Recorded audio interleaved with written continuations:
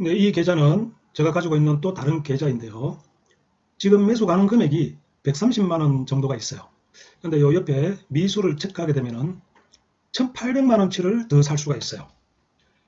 이 미수라는 게 그날 매수를 이 돈을 이용해서 그날 매수를 하게 되면 그날 매도를 해야 됩니다. 총 자산은 원래 제가 이 계좌에 한 1,000만 원 정도가 있는데 내가 가지고 있는 금액보다도 더 많은 돈을 사용해서 매수를 하게 해주는 거예요. 그러면 과연 이 1,800만 원이라는 금액은 어디서 나왔냐 하는 것이죠.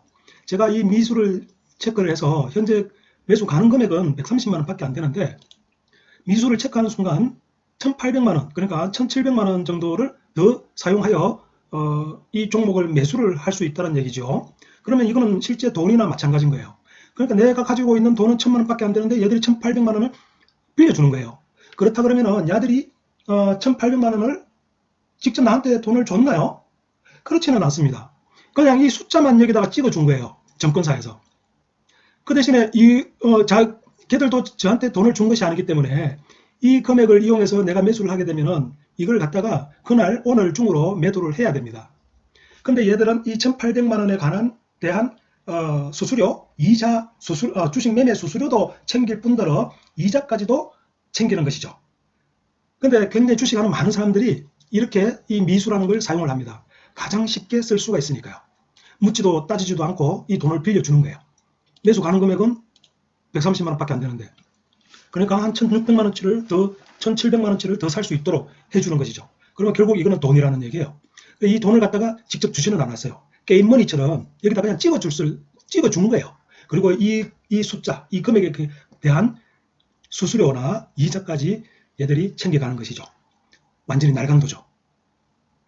근데 만약에 그거는 그래서 이 금액을 이용해서 이 매수를 했을 때 과연 이게 올라가 주면 다행인데 안 가면 만약에 10% 손실을 보게 되면은 1,800만 원, 한 2,000만 원, 2,600만 원 정도가 되는데 지금 제가 보유 금액이 한 800만 원 정도 이 종목에 들어가 있는데 이걸 1,800만 원 하면은 2,600만 원이 되는 것이죠. 2,600만 원에 만약에 한 10% 손실이 났다고 생각을 해봅시다. 만약에 10% 손실이면은 2,600에 10% 손실이면 260만 원이에요. 그죠? 260만 원이 손실을 보게 되는 거예요. 만약에 올라가면 다행이죠. 근데 빠지게 되면 순식간에 몇백만 원의 손실을 보게 되는 것입니다. 제가 예전에 셀트리온으로 그렇게 했던 적이 있었죠. 이게 도박성이 강한 사람들은 이런 돈을 실제 돈도 아닌데 이걸 이용을 해가지고 하다 보니까 원금 손실을 발생하는 거예요. 그렇다 그러면은 내가 한 200만 원, 뭐 10% 손실, 200만 원 손실이 났다 그러면은 자산이 1,000만 원인데 200만 원이 완전히 날아가게 되는 것이죠. 그러면은 내가 가지고 있는 자산은 800만 원밖에 안 되는 거예요.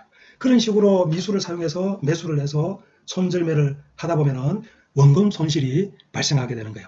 내 자산만을 가지고 했을 때는 원금 손실이 물론 내가 손실 중에 매도를 했을 때는 원금 손실이 발생을 하는 거지만은 내 자산만 가지고 있을 때 내가 설령 빠지더라도 내가 매도를 하지 않으면 평가 손실만 잡혀 있을 뿐이지 실제로 손실을 봤다라고 할 수는 없는 것이죠.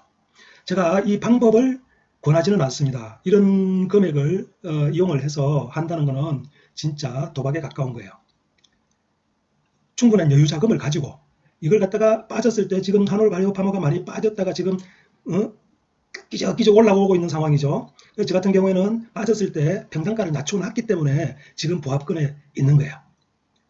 자, 미수에 대해서 알아봤습니다. 감사합니다.